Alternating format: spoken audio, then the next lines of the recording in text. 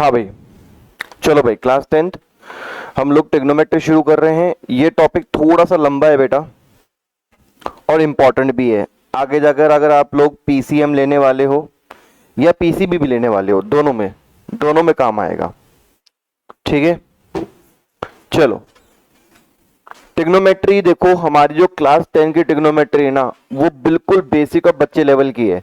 ज्यादा उसके अंदर इतना दिमाग नहीं लगाना है अपन को, बहुत इजी है। ठीक है, और ये भी बता दूं मैं आपको कि क्लास 10 की जो ट्रिग्नोमेट्री है ना, वो बहुत ही रिस्ट्रिक्टेड तरीके से पढ़ाई जाती है। केवल और केवल कहां पढ़ाई जाएगी? केवल इसका एप्लीकेशन ट्रिग्नोमेट्री का हम देखेंगे केवल राइट एंगल ट्राइंगल्स के अंदर, ओनली राइट एंगल ट्राइंगल्स के अंदर। ठीक है, तो क्लास 10th में तो आपको अपने आप को लिमिट करना पड़ेगा राइट एंगल ट्राइंगल। जैसे आप हायर क्लासेस में जाते हो ट्रिग्नोमेट्री के अंदर, तो ये ट्रिग्नोमेट्री आपको डिफरेंट तरीके से पढ़ाई जाती है। अलग शेप्स के अंदर कैसे लगा सकते हैं ट्रिग्नोमेट्री को, वो बताया जाता है। ठीक है, पर क्लास 10 के लिए तो राइट एंगल ट्राइंगल ही हमारे को ध्यान रखना है। तो सबसे पहले बेटा मैं कुछ बेसिक चीजें जो है ना आपको कवर करा के चलता हूं चैप्टर में, ताकि आपको दिक्कत ना आए। सपोज करो बेटा, ये मैंने एक राइट एंगल ट्राइंगल बनाया जो कि राइट एंगल है बी पे। ठीक है ना, जो बी वर्टेक्स है बेटा, तो हमारा बी वर्टेक्स है, उस पे एंगल बन रहा है और वो एंगल कितना है? 90 डिग्री का है। ठीक है, अब मेरे बच्चों कुछ बेसिक चीजें आपको पता होनी चाहिए। क्या पता होनी चाहिए? कि हमेशा हमेशा ये ध्यान रखना है कि 90 डिग्री के जस्ट अपोजिट जो हमारे पास साइड होती है, क्या बोल रहा हूं मैं, 90 डिग्री के जस्ट अपोजिट जो साइड होती है वो होती है हमारी हाइपोटेनस। क्या होती है वो हमारे पास में? हाइपोटेनस होती है। ठीक है, कोई दिक्कत है बेटा? हमेशा ध्यान रखेंगे 90 डिग्री के अपोजिट, 90 डिग्री के अपोजिट हाइपोटेनस होती है। ठीक है, अब कंफ्यूजन ये पैदा होता है कि सर दो साइड बची, एक तो ए बी और एक बी सी, तो इसमें से परपेंडिकुलर किसको मानना है और बेस को किसको मानना है? क्योंकि कई जगह पे परपेंडिकुलर इसको मान लेते हैं, बेस इसको, और कई जगह पे क्या करते हैं, परपेंडिकुलर इसको मान लेते हैं, बेस इसको। तो कहां पे क्या मानना है? ठीक है, तो इसके लिए हमें ट्रिग्नोमेट्री में एक बहुत इजी सा कॉन्सेप्ट हमें सिखाया जाता है। कॉन्सेप्ट क्या है? कि सपोज करो बेटा, सपोज करो हम कोई भी ट्रिग्नोमेट्री रेशियो लिख रहे हैं, तो उसमें कोई ना कोई एंगल के रिस्पेक्ट में लिखेंगे चीजों को, और एंगल क्या होगा उसमें? थीटा। क्या होगा हमारा? थीटा। तो मैंने एंगल सी पे थीटा ले लिया। सर थीटा क्या है? बेटा कोई भी एंगल। ठीक है, थीटा रिप्रेजेंट कोई भी एंगल एक्सेप्ट 90 डिग्री, 90 डिग्री के अलावा कोई भी एंगल हो सकता है। ठीक है, तो मैंने क्या ले लिया बेटा? थीटा ले लिया। ठीक है, अब जब भी ट्रिग्नोमेट्री के अंदर कोई भी एंगल ऑलरेडी स्पेसिफिक दे रखा होता है आपको, तो थीटा के अपोजिट ही हमें हमेशा क्या लेना है? परपेंडिकुलर। क्या लेना है? परपेंडिकुलर। यानी अब दिमाग में एक चीज फिक्स हो गई कि भैया 90 डिग्री के अपोजिट तो हाइपोटेनस हो गई। ठीक है, और जहां पे भी थीटा गिवन होगा, जहां पे भी ट्रिग्नोमेट्री एंगल गिवन होगा, उसके अपोजिट परपेंडिकुलर हो गया। बचा क्या? बेस। बचा क्या? बेस। तो थीटा के अपोजिट अगर परपेंडिकुलर हो गया, 90 के अपोजिट हाइपोटेनस होगी, तो बचा क्या? बेस। तो ये हमारे पास में यहां पर क्या हो गया? बेस आ गया। ठीक है, कोई दिक्कत है? सर व्हाट इफ अगर ये हमारा थीटा यहां गिवन होता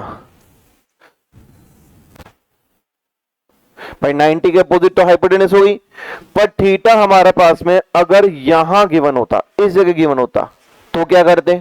तो बेटा वही कॉन्सेप्ट है कि थीटा के अपोजिट वाली साइड हमेशा परपेंडिकुलर होगी और बची हुई क्या होगी? बेस। क्या होगी बची हुई? बेस।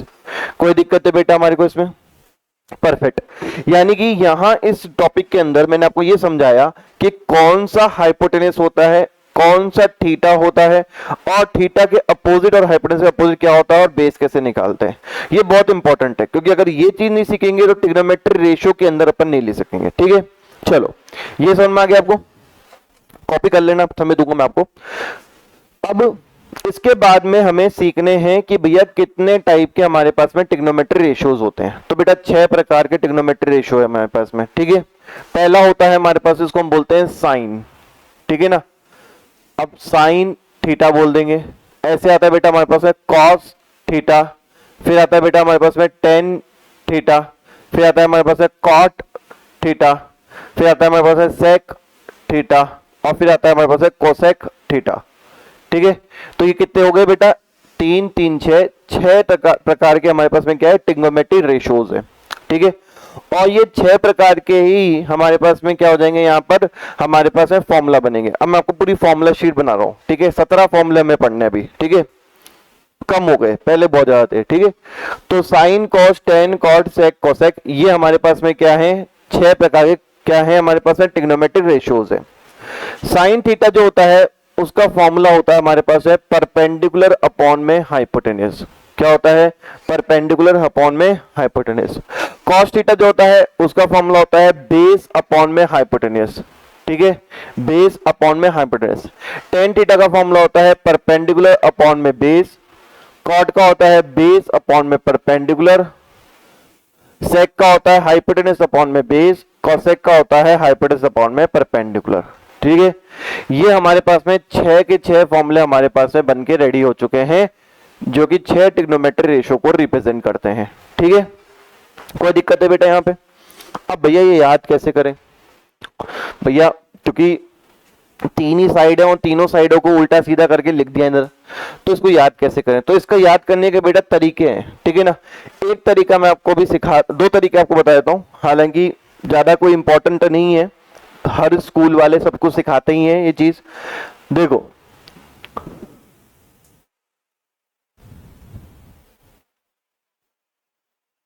ठीक है, ऐसे लिख दोगे आप।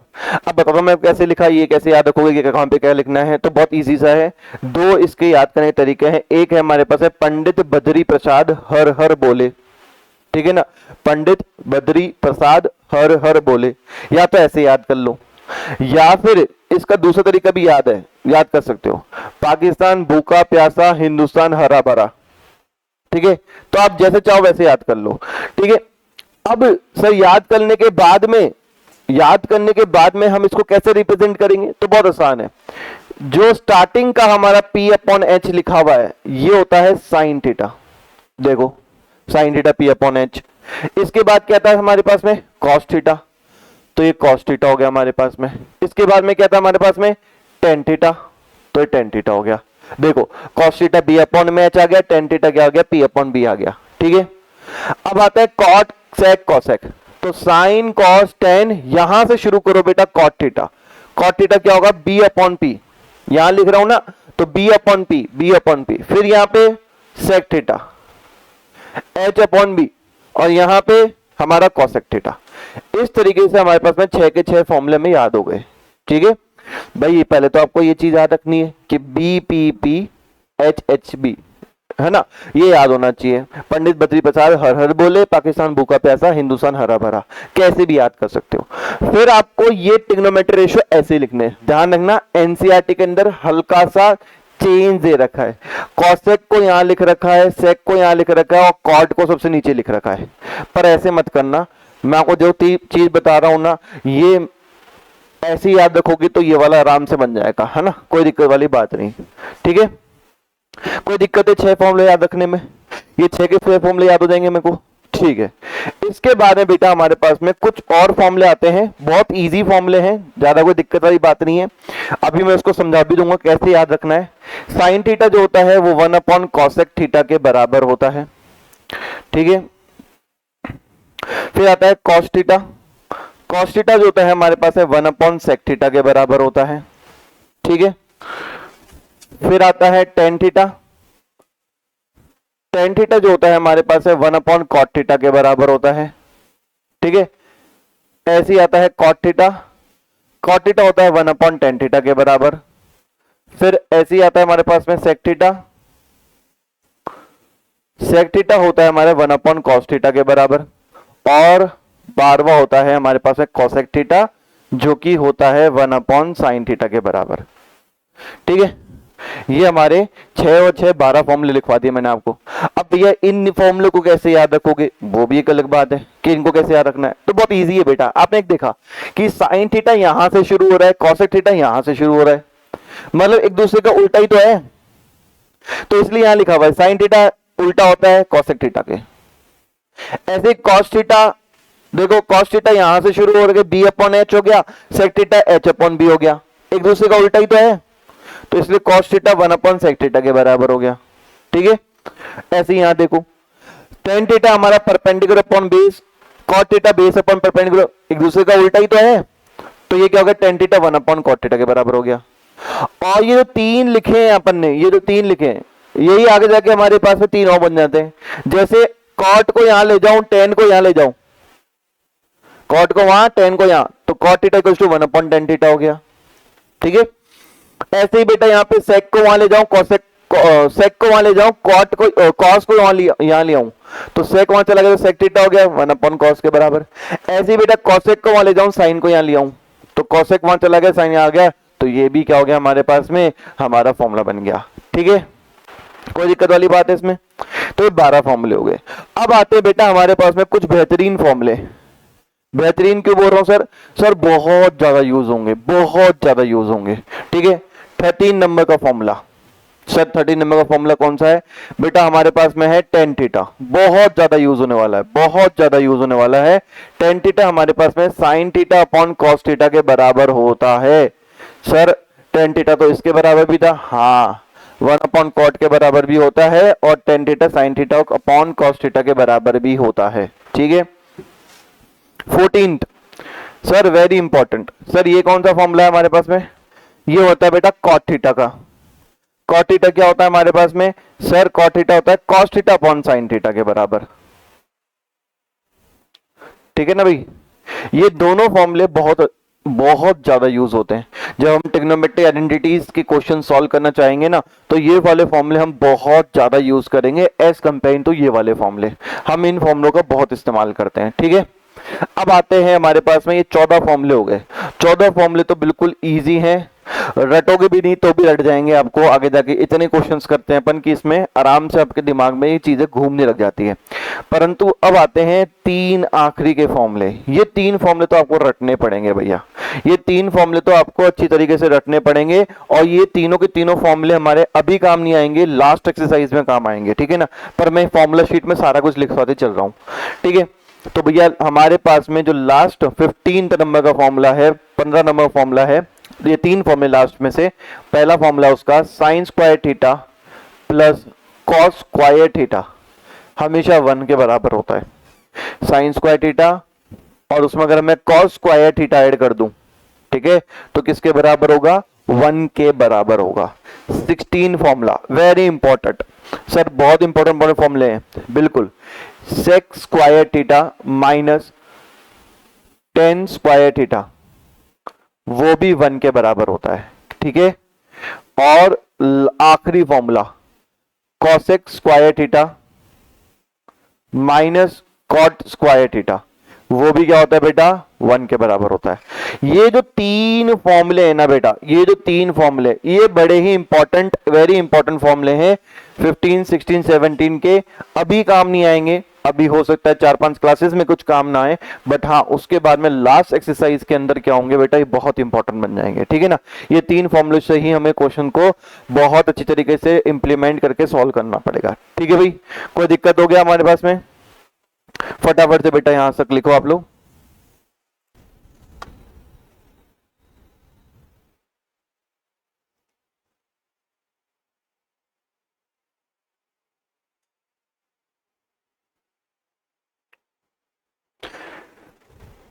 चलो अब बेटा इसके बाद की कहानी को है ना मैं आपको और अच्छे से समझाता हूं।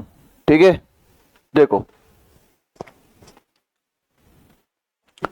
अब बेटा एकदम ट्रिग्नोमेट्री को स्टार्टिंग से ही देख रहे हैं, मैंने आपको फॉर्मूला शीट भी लिखवा दी है। ठीक है ना, अभी मैंने आपको समझाया था कि हम ट्रिग्नोमेट्री को राइट एंगल ट्राइंगल के हिसाब से ही यहाँ पे हम समझने वाले हैं क्लास 10 के अंदर। ठीक है, तो सबसे पहले कहानी मैं वहीं से शुरू करता हूँ। मैं एक राइट एंगल ट्राइंगल बनाता हूँ आपके सामने। ठीक है, और राइट एंगल ट्राइंगल के अंदर मैंने ये ए बी सी वर्टेक्स बना दी, जहां पे बी जो है वो 90 डिग्री का बना दिया। ठीक है, परफेक्ट। सर यहां पर मैं एक और चीज करता हूं कि इनकी लेंथ ऑफ द साइड्स भी लिख देता हूं। हमारे पास में ए सी जो है वो 13 मीटर की है। ठीक है, ए बी जो है वो हमारे पास है 5 मीटर की है, और बी सी जो है वो 12 मीटर की है। ठीक है, परफेक्ट। ठीक है, अब आते हैं बेटा यहां पर डिफरेंट डिफरेंट है ना थीटा, और डिफरेंट डिफरेंट हमारे क्या करते हैं वर्टेक्स पे रखकर हम समझते हैं, ठीक है चीजों को। सपोज करो बेटा मुझे यहां पर बोले कि साइन ए की वैल्यू निकाल के बताओ, ठीक है, साइन ए की वैल्यू निकाल के बताओ। तो सबसे पहले हमारे दिमाग में यह आना चाहिए कि साइन थीटा हमारे पास में किस तरीके से रेशियो में बनता है। तो अगर मैं देखूंगा तो साइन थीटा जो होता है वो परपेंडिकुलर अपॉन हाइपोटेनस होता है। क्या होता है? परपेंडिकुलर अपॉन हाइपोटेनस होता है। तो बेटा एंगल ए एंगल की बात है, मतलब थीटा कहां प्लेस्ड है? यहां पे। थीटा कहां प्लेस्ड है बेटा? यहां पे। अगर थीटा यहां प्लेस्ड है तो ये वाली साइड बताओ क्या बन जाएगी? परपेंडिकुलर। क्या बन जाएगी? परपेंडिकुलर। 90 डिग्री के सामने क्या होगा? हाइपोटेनियस। क्या होगा? हाइपोटेनियस। अगर ये हाइपोटेनियस, ये परपेंडिकुलर, तो ये क्या होगा? बेस। ये क्या होगा? बेस। समझ में आ गया? तो साइन ए के अकॉर्डिंग हमारे पास में फॉर्मूला होता है साइन ए का परपेंडिकुलर अपॉन हाइपोटेनियस। यानी परपेंडिकुलर साइन ए के अकॉर्डिंग परपेंडिकुलर क्या है? बीसी है, और हाइपोटेनियस क्या है? एसी है। और बीसी कितना है? सर बीसी हमारे पास में 12 है, और एसी कितना है? 13 है। यानी कि साइन ए की वैल्यू 12 अपॉन में 13 आई। ठीक है, कोई दिक्कत है बेटा? चलो बहुत ही अच्छी बात है। अब मैं आपसे बोलूं कि नहीं बेटा मुझे तो कॉस ए निकालना है, कॉस ए की वैल्यू। तो सबसे पहले हम देखेंगे फॉर्मूला। सर कॉस थीटा क्या होता है? Base upon hypotenuse. क्या होता है? Base upon hypotenuse. यानी यहां पे बेस लगाया, यहां पे हाइपोटेनस लगाया। अब ए के अकॉर्डिंग हमेशा परपेंडिकुलर ये होगी, हाइपोटेनस ये होगी, बेस क्या होगा? ये। बेस क्या होगा हमारे पास में? ये। तो बेस हमारे पास में क्या है? A B. बेस क्या है हमारे पास में? A B. हाइपोटेनस क्या है हमारे पास में? ए सी। हाइपोटेनस ए सी। तो बेस हमारे पास में यानी ए बी की वैल्यू कितनी है? 5 और ये 13। यानी कॉस ए 12 अपॉन में 5 अपॉन में 13 है। ठीक है, कोई दिक्कत है? चलो एक और निकाल कर बताता हूं, 10 है। एक और निकाल कर बता रहा हूं मैं, 10 है। बाकी आपको 3 आपको निकालना है, कॉट सेक कोसेक आप लोग निकालोगे। ठीक है, 10 है। अब 10 की बात करें अपन तो ए के अकॉर्डिंग परपेंडिकुलर क्या होगा? हमेशा ये होगा। हाइपोटेनस 90 के सामने होगी, यहां होगी। बेस क्या होगा? ये होगा। 10 का फॉर्मूला क्या होता है? P upon B. 10 का फॉर्मूला पी अपॉन बी। तो परपेंडिकुलर कितना है? बीसी। बेस क्या है हमारे पास में? A B. तो किया कितना आ गया बेटा? 12 अपॉन में 5। कितना आ गया? 12 अपॉन में 5। यानी 10 ए की वैल्यू कितनी आ गई बेटा? 12 अपॉन में 5। क्या आ गया बेटा? 10 ए की वैल्यू 12 अपॉन में 5। ये मैंने 3 निकाल दिए। बाकी बच्चे आप 3 निकालो बेटा, बाकी बच्चे आप 3 निकालो। Sign A, cos A, ten ए तो मैंने निकाल दिए, बाकी आप निकालो। आपको समय दे रहा हूं मैं, निकालो। हाँ बच्चों, तो देखो अगर हम कॉट ए की बात करें, कॉट ए की, तो कॉट ए का फॉर्मूला क्या होता है हमारे पास में? Base upon perpendicular. तो ए एंगल के लिए बेस परपेंडिकुलर ये रहेगा, बेस ये रहेगा। तो बेस रहेगा हमारे पास में ए बी और परपेंडिकुलर रहेगा बी सी। तो आंसर आ जाएगा 5/12। यानी कॉट ए हो जाएगा हमारे पास में 5/12। ठीक है, अब आते हैं सेक। सेक ए का फॉर्मूला होता है हाइपोटेनस अपॉन में बेस। अब भैया इस ट्राइंगल के ना हाइपोटेनस 90 के सामने यानी कि एसी रहेगी, और ए एंगल के लिए परपेंडिकुलर ये रहता है और बेस ये यानी ए बी रहेगा। ठीक है, तो एसी कितना है हमारे पास में? 13 और ए बी कितना है? 5। यानी सेक ए की वैल्यू कितनी आ गई? 13/5। ठीक है, अब आते बेटा हमारे पास है कॉसेक ए। कॉसेक ए, अगर हम कॉसेक ए की बात करें तो कॉसेक ए का फॉर्मूला होता है हाइपोटेनस अपॉन में परपेंडिकुलर। हाइपोटेनस कितनी है बेटा? 90 के सामने एसी है, और ए एंगल के लिए परपेंडिकुलर हमेशा ये रहेगा, बेस ये रहेगा। तो कितना हो गया बेटा हमारे पास में? बीसी। ठीक है, तो 13 अपॉन में 12 यानी कि कॉसेक ए आ गया बेटा हमारे पास में कितना, 13/12। ठीक है, आप लोगों ने भी इस तरीके से निकाला होगा। चलो अब एक चीज ऑब्जर्व करना बेटा, जो मैंने आपको फॉर्मूले में बताई थी, साइन ए और कॉसेक ए एक दूसरे के उल्टे हैं। देखो साइन ए 12/13, 13/12। कॉस ए और सेक ए एक दूसरे के उल्टे हैं, 5/13, 13/5। और टेन ए कॉट ए एक दूसरे के उल्टे हैं, 12/5 और 5/12। हाँ कि ना, यही हमने फॉर्मूले में पढ़ा था। अगर फॉर्मूले में देखो तो यहां लिखा हुआ है साइन कॉसेक का उल्टा होगा, या फिर मैं बोलूं कॉसेक साइन का उल्टा होगा, बात तो बराबर है। ऐसे ही कॉस सेक का उल्टा होगा, सेक कॉस का उल्टा होगा, बात तो बराबर है। टेन कॉट का उल्टा होगा, कॉट टेन का उल्टा होगा, बात तो बराबर है। ठीक है, समझ में आया। अब ये वाला फॉर्मूला प्रूफ करते हैं कि मैंने बोला था कि टेन थीटा साइन और कॉस को डिवाइड कर दो, टेन की वैल्यू आ जाती है। क्या ऐसा है क्या? तो बेटा मैंने क्या करा, साइन की वैल्यू लेके आया, तो साइन ए की वैल्यू लेके आया जो कि है 12/13, और उसको डिवाइड कर दिया कॉस की वैल्यू से, और कॉस की वैल्यू क्या है, 13/12।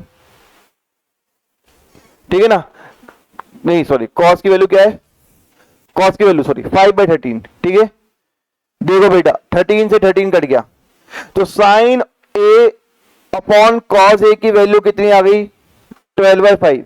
तो क्या 10 की वैल्यू भी इतनी है क्या? देखो 10 की वैल्यू भी कितनी है, इतनी है। यानी मैं बोल सकता हूं कि साइन ए अपॉन में कॉस ए 10a के बराबर होगा, क्योंकि 10a की वैल्यू भी कितनी, 12/5। Sign A upon cos A की वैल्यू भी कितनी, 12/5। और यही चीज हमारे को ये बताती भी है कि भैया टेन थीटा जो होता है वो sine theta upon cos theta के बराबर ही होता है। यानी साइन और कॉस की वैल्यू को डिवाइड कर दो तो टेन की वैल्यू आ जाती है। कोई दिक्कत है बेटा, कोई परेशानी? ऐसे ही ये वाला फॉर्मूला भी प्रूव कर सकते हैं अपन, कॉस और साइन की वैल्यू को रख दो तो कॉस की वैल्यू आ जाएगी, कॉट की वैल्यू आ जाएगी। ठीक है ना, ये वाले फॉर्मूला भी प्रूव करने के लिए थोड़ा सा समय है आपको। ठीक है ना, थोड़ा समय है, यहां तक कोई दिक्कत है? ये सारे क्वेश्चन मैंने साइन ए के परसेंटेज से करवाए थे। अगर क्या हो, अगर मैं इनमें सारे में थीटा को चेंज करके सी रख दूं तो क्या आप निकाल पाओगे सारे रेशियो? तो मैं अब नेक्स्ट क्वेश्चन में ये करने वाला हूं, मैं थीटा की वैल्यू सी रखने वाला हूं, आप लोगों को निकालना है। ठीक है, यहां तक कर लिया आप लोगों ने? आ जाओ, सारे निकालने बेटा। ये मेरे पास में ए है, ये बी है, ये सी है।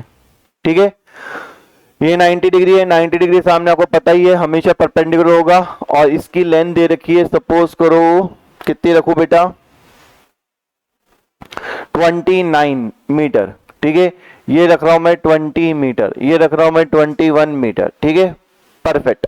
चलो, और हमें बोला है क्या क्या निकालने को, हमें बोला है कि आप साइन सी निकाल के बताओ, हमें बोला है कॉस सी निकाल के बताओ, हमें बोला है टेन सी निकाल के बताओ, फिर हमें बोला है कॉट सी निकाल के बताओ, सेक सी निकाल के बताओ, कॉसेक सी निकाल के बताओ। चलो फटाफट, सारे सही आने चाहिए आप लोगों के।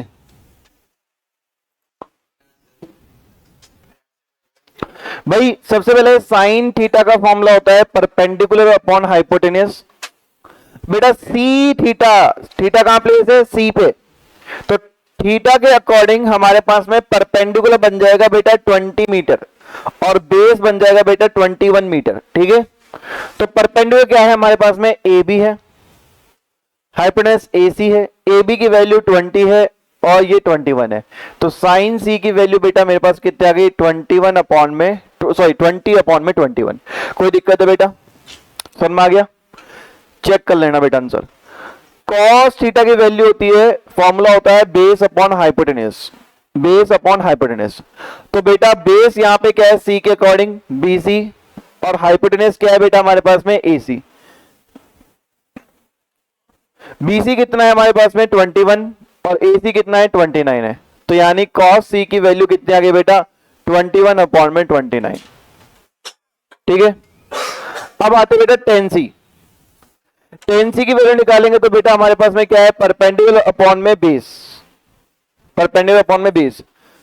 तो परपेंडिकुलर कितना है भाई हमारे पास में, सर परपेंडिकुलर हमारे पास में ए बी है और बेस क्या है बी सी। तो ए बी कितना हो गया बेटा हमारे पास में, ए बी हो गया 20, बी सी हो गया बेटा 21। ठीक है, तो टेन सी की वैल्यू कितनी होगी बेटा हमारे पास में 20 अपॉन में 21। ठीक है, अब बस आपको पता ही है कॉट सी इसका उल्टा होता है, 21 अपॉन में 20 हो जाएगा। सेक सी कितना हो जाएगा बेटा हमारे पास में कॉट सी का उल्टा, हाँ तो कितना हो गया 21, और कॉसेक कितना हो गया बेटा हमारा साइन सी का उल्टा, यानी कितना हो जाएगा 21 अपॉन 20। क्या आप लोगों ने चेक किया, आपके आंसर यही आ रहे हैं?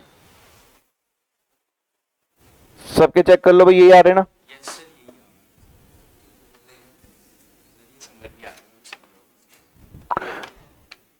समझ में आगे सबको? आगे हिमाक्षी,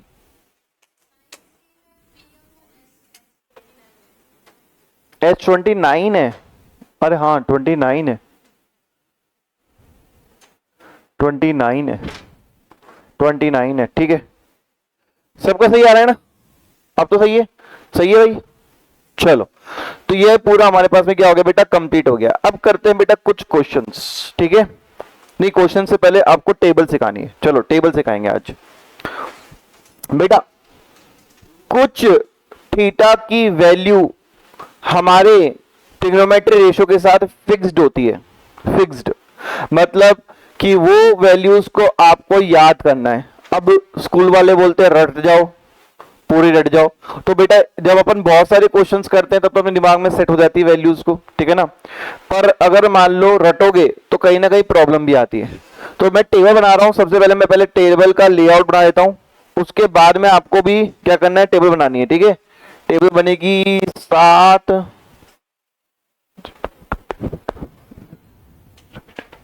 6 7 बाई 6 की।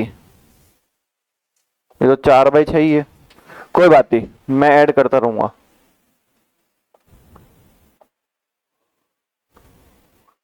एक ए 3 अरे 1 2 3 4 5 6, ठीक है, और 1 2 3 4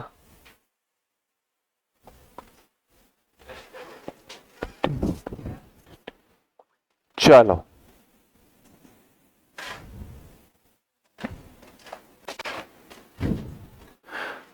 यहां लिखेंगे बेटा,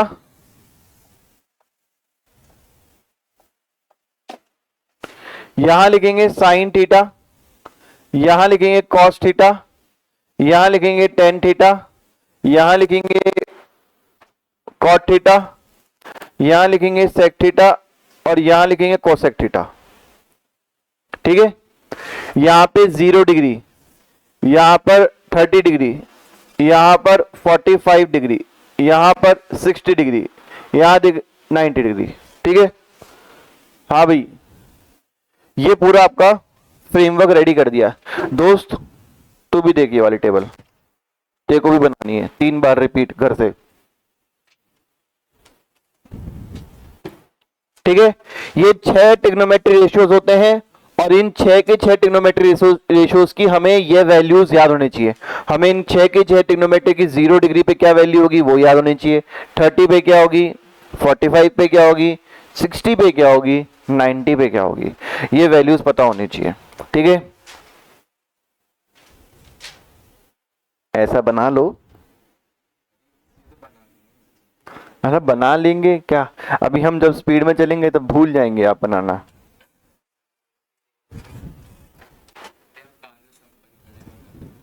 कार्य संपन्न तो देख ऐसा है, जब से पैदा हुए हैं तब से कर रहे हैं, और जब तक मर रहे हैं, मरेंगे नहीं जब तक करेंगे।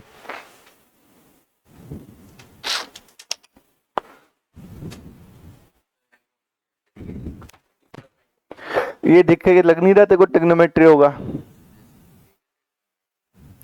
ठीक है, आ जाओ। अब बेटा हमें किस तरीके से वैल्यूज डिराइव करनी मैं आपको वो सिखा रहा हूं। ठीक है ना, वैल्यूज कैसे बनानी वो सिखा रहा हूं आपको, कैसे बनेगी वो देखो आप लोग। ठीक है, सबसे पहले कुछ नहीं करना है, हमें वैल्यूज याद नहीं करनी है पर निकालना सीखना है। 0 1 2 3 4, ये लिख दिया अपन ने 0 1 2 3 4, 4 पे खत्म हुआ तो divided by 4 divided by 4 divided by 4 divided by 4 divided by 4, सब पे under root under root under root under root और अंडर रूट। ठीक है, हमने क्या किया, सबसे पहले लिखा 0 1 2 3 4 divided by 4 divided by 4 divided by 4 divided by 4 divided by 4, सब पर अंडर रूट ठोक दिया। ठीक है, 0 डिवाइड बाय 4 बिकम 0 और 0 का अंडर रूट क्या होता है 0, तो फाइनल आंसर क्या आया 0। कोई दिक्कत है भैया? 1 के ऊपर अंडर रूट है तो उसका आंसर क्या आएगा 1, और 4 के ऊपर अंडर रूट है तो उसका आंसर क्या आएगा 2, तो ऊपर रहा 1 नीचे रहा 2, तो फाइनल आंसर क्या आया 1/2, यानी कि साइन 30 की वैल्यू 1/2 होती है, साइन 0 डिग्री की वैल्यू 0 होती है।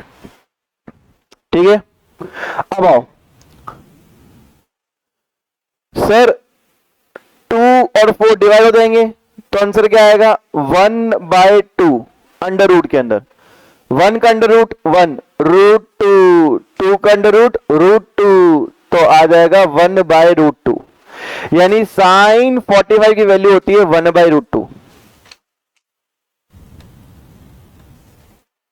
ठीक है, अब आओ यहां पे 3 और 4, भैया 4 का रूट 2 होता है पर 3 का रूट कुछ भी पॉसिबल नहीं है, तो ऊपर तो √3 रहेगा नीचे 2 आ जाएगा, तो साइन 60 की वैल्यू √3/2 हो गई, साइन 60 की वैल्यू √3/2।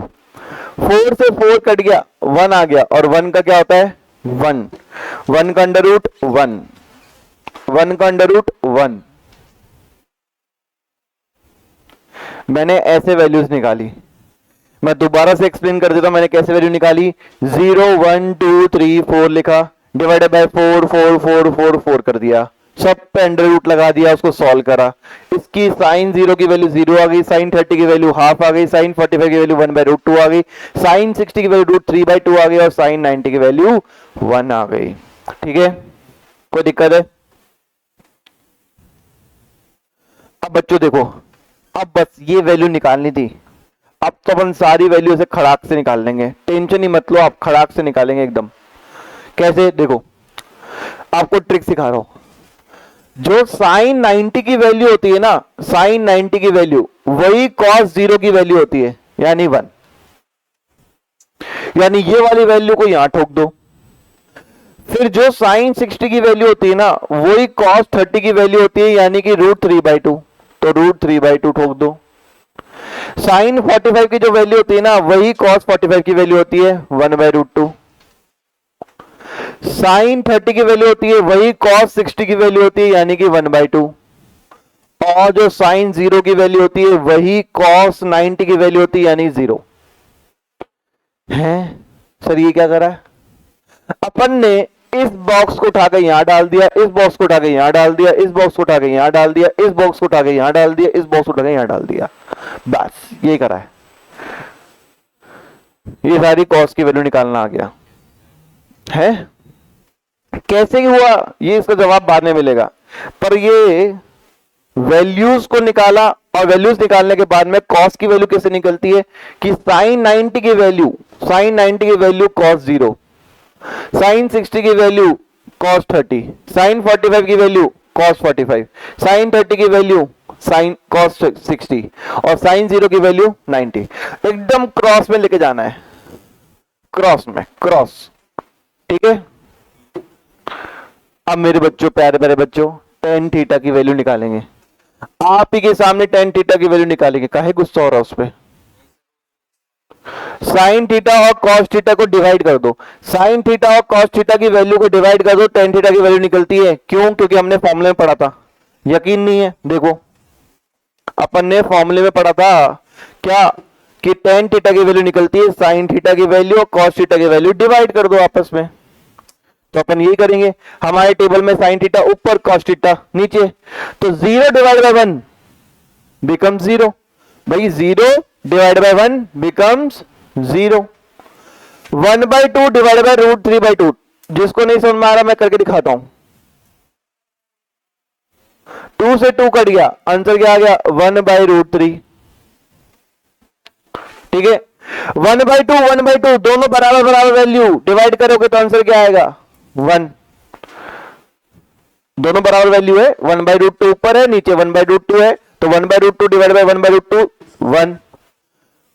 √3/2 डिवाइडेड बाय 1/2, 2 से 2 गया √3। मुझे ये बताएंगे 1/0 क्या होता है? हाँ बेटा 0 नहीं आता, दोनों बात अलग अलग है बेटा। 0/1, 0/1 दिख रहा है क्या आप लोगों को? और 1/0, चलो नहीं दिख रहा।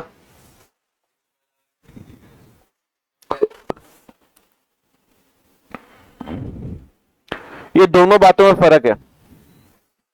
0/1 हमेशा आंसर को 0 लेके आता है, परंतु अगर ये 0 डिनोमिनेटर में आ जाए 1/0 या फिर समथिंग अपॉन 0, तो हमेशा आंसर इन्फिनिटी आता है, अनडिफाइंड आता है।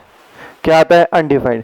सर क्यों, समझ में नहीं आया। तो बेटा अपन ने बचपन में क्लासेस पढ़ी थी, अब मैम ने ये भी पढ़ाया था, जैसे मान लो मैम ने सिखाया 2 multiply by 1 equals to 2, 2 multiply by 2 equals to 4, 2 multiply, ऐसे पढ़ाई थी, टेबल्स आपको रटवाई थी।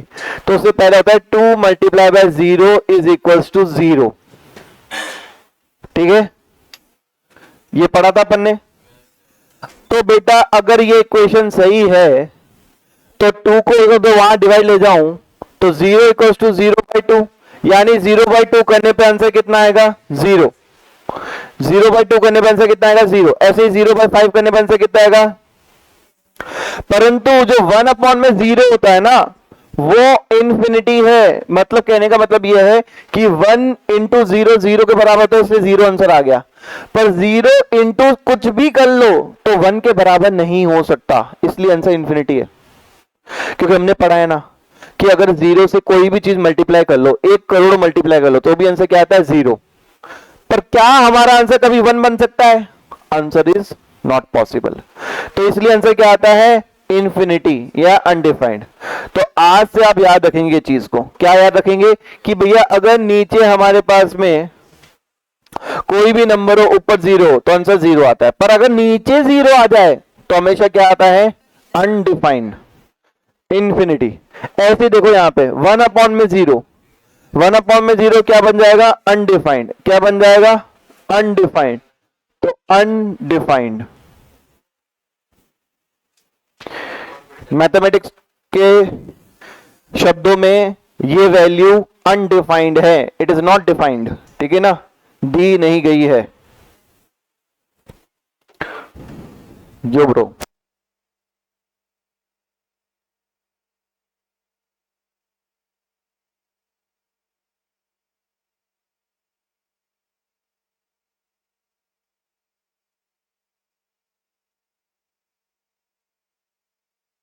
हाँ भाई, अब हमें कॉट थीटा निकालना है। कितना आसान है, देखो जो वैल्यू हमारे पास में 1090 की है ना, 1090 की अनडिफाइंड, वही हमारे पास में कॉट 0 की हो जाएगी अनडिफाइंड। ऐसी 1060 की वैल्यू कॉट 30 की वैल्यू के बराबर हो जाएगी √3। 1045 की वैल्यू कॉट 45 की वैल्यू के बराबर हो जाएगी 1। 1030 की वैल्यू कॉट 60 की वैल्यू हो जाएगी 1/√3।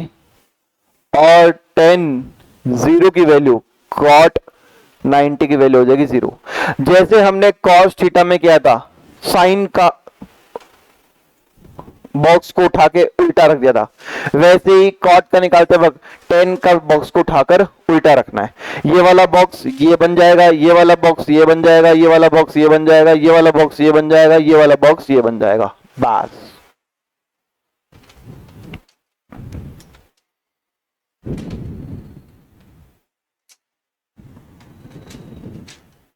ठीक है, अब आते हैं मेरे बच्चे सेक थीटा के अंदर, और सेक थीटा की वैल्यू आ गई तो कॉसेक के लिए वही करना है, बॉक्स उठाकर वैसे ही रखना है जैसे अपन ने कॉस और कॉट के लिए रखा था। ठीक है, सेक थीटा जो होता है ना वो कॉस का उल्टा होता है, सेक थीटा कॉस का उल्टा होता है, यानी कॉस को उल्टा कर दो तो कॉस क्या है 1 है, तो नीचे क्या आएगा 1/1, तो क्या हो जाएगा ये भी 1। कॉस क्या है √3/2, तो सेक क्या हो जाएगा 2√3। कॉस क्या है 1/√2, तो ये क्या हो जाएगा √2/1 यानी कि √2।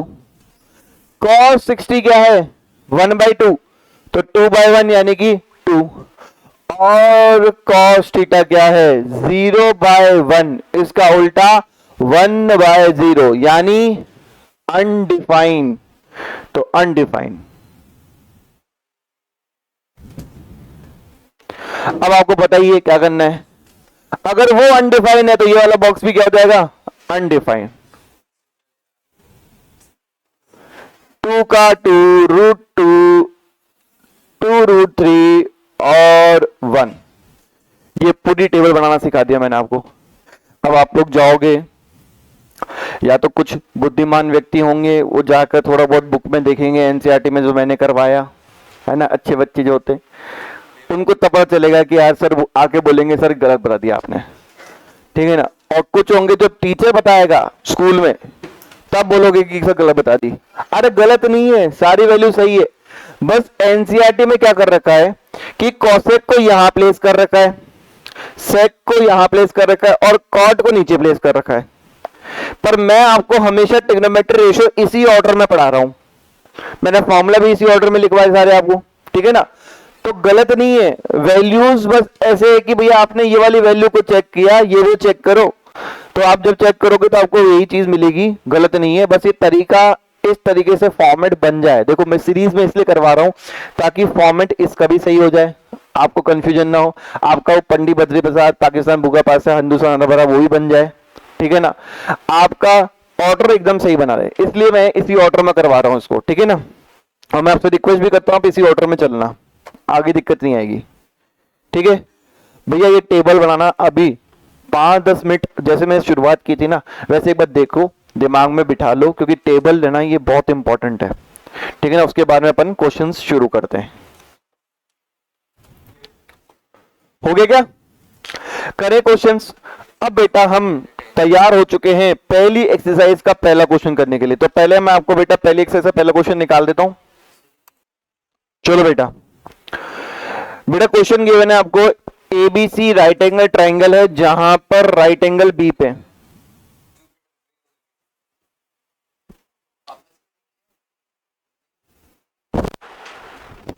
है क्या जुपिटर किसी की, ठीक है।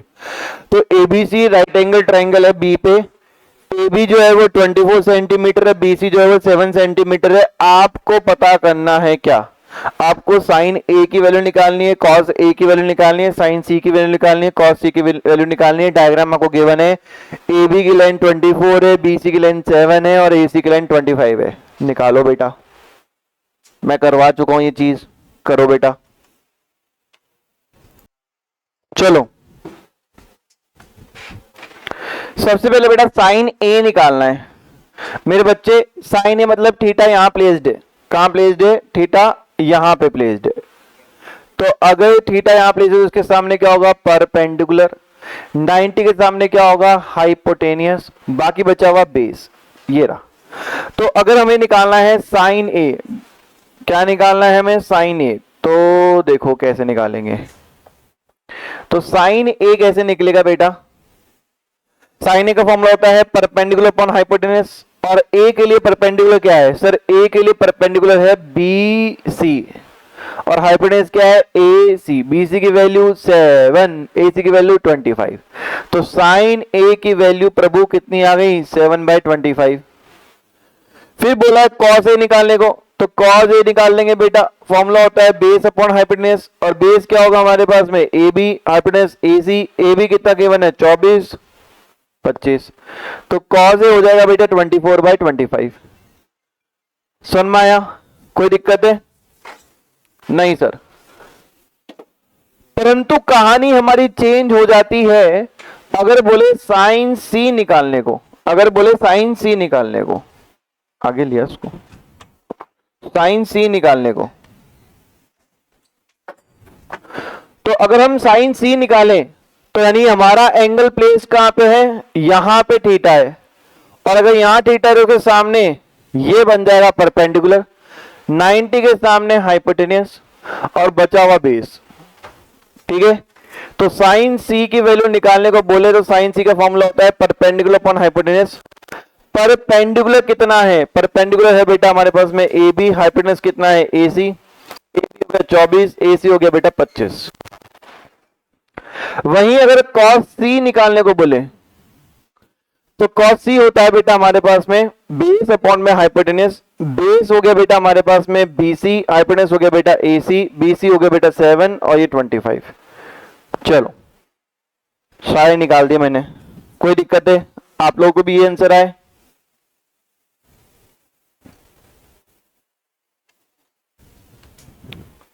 हाँ भाई देवी और सजनों यही आंसर आया आप लोगों के? चलो आगे करे बेटा, खड़का दूं आगे? Yes sir. चलो नेक्स्ट क्वेश्चन में आओ बेटा, नेक्स्ट क्वेश्चन और भी इंटरेस्टिंग है। चलो बेटा नेक्स्ट क्वेश्चन और भी इंटरेस्टिंग है। आपको फिगर दे रखा है और आपको बोला है कि 10p माइनस कॉट आर निकालो, 10p माइनस कॉट आर। पहले आपको 10p की वैल्यू निकालनी है, फिर आपको कॉट आर की वैल्यू निकालनी है, फिर जाके दोनों की वैल्यू को सब्ट्रैक्शन करना है। टाइम जरा बेटा आप लोग कोशिश करो उसको। बेटा 10p निकालेंगे तो 10p की अगर हम बात करें तो 10p कैसे निकालेंगे भैया? 10 का फॉर्मूला क्या होता है, परपेंडिकुलर अपॉन बेस। ठीक है, परपेंडिकुलर अपॉन बेस। अब मेरी बात को ध्यान से समझना बेटा, क्या समझा रहा हूं देखो। P एंगल के देखा जाए तो P एंगल के खिलाफ सामने क्या होता है, परपेंडिकुलर होता है। ठीक है, 90 के सामने क्या होता है, हाइपोटेनस होता है, और बचा हुआ हमारे पास है बेस हो जाता है। पर प्रॉब्लम है कि हमें P गिवन नहीं है, तो क्या हुआ, हम पाइथागोरस थ्योरम तो लगा सकते हैं ना, राइट एंगल ट्रायंगल है, और राइट एंगल ट्रायंगल में क्या बोलता है कि हाइपोटेनस का square perpendicular square plus base square के बराबर होता है। तो हाइपोटेनस क्या है 13, परपेंडिकुलर क्या है सर, परपेंडिकुलर हमें निकालना है, नहीं पता। बेस क्या है 12, 169, पी स्क्वायर 144, 144 वहां जाके माइनस किया तो 169 minus 144 equals to P square, तो आ गया बेटा 25 इक्वल्स टू पी स्क्वायर। भैया स्क्वायर हटाने पे सामने वाले पे क्या डालना पड़ेगा, घर, यानी कि स्क्वायर रूट। तो कितना आ जाएगा पी 5 सेंटीमीटर, पी कितना आ गया 5 सेंटीमीटर। चलो परपेंडिकुलर यानी कि क्यू आर, बेस यानी कि हमारे पास है पी क्यू। तो क्यू आर कितना है सर, क्यू आर है 5, बेस कितना है 12। ठीक है, तो हमारी 10p की वैल्यू हमारे सामने आ चुकी है। परंतु मेरे बच्चों कॉट आर निकालना है। अब कॉट आर के लिए कहानी अलग हो जाएगी सर, कॉट आर के लिए कहानी अलग कैसे हो जाएगी, क्योंकि यहां पे थीटा प्लेस्ड है, यहां एंगल प्लेस्ड है। तो अगर यहां प्लेस्ड है तो थीटा के सामने परपेंडिकुलर ये बन जाएगा, 90 के सामने हाइपोटेनस ये बन जाएगा, और ये हमारा बेस रहेगा, ये हमारा बेस रहेगा।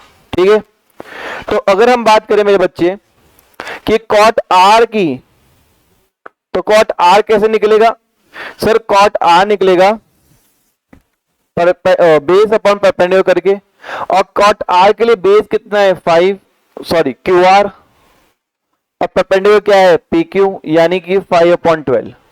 बस ये वाला 10p की वैल्यू हो गई, और कॉट आर की वैल्यू कितनी हो गई 5/12। दोनों को माइनस करना है, तो यानी कि 10p minus cot R is equal to 5/12 minus 5/12, यानी आंसर कितना आ गया 0। भैया कट गए दोनों के दोनों, आंसर कितना आ गया 0। कोई दिक्कत है बेटा?